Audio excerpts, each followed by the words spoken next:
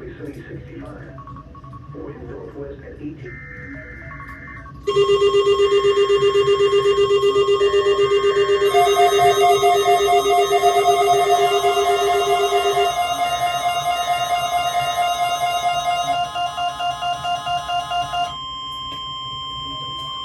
This is a test of the emergency alert system and NOAA weather radio's warning alarm.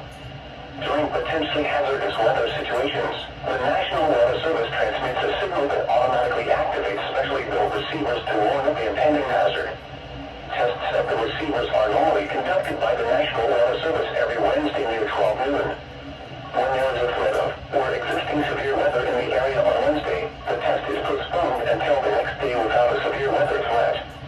The following tones will conclude this test.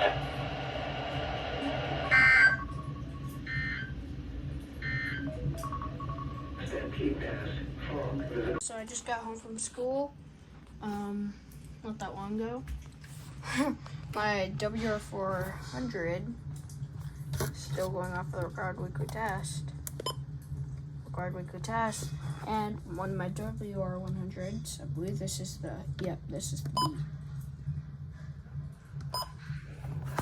And I know this is the wrong date.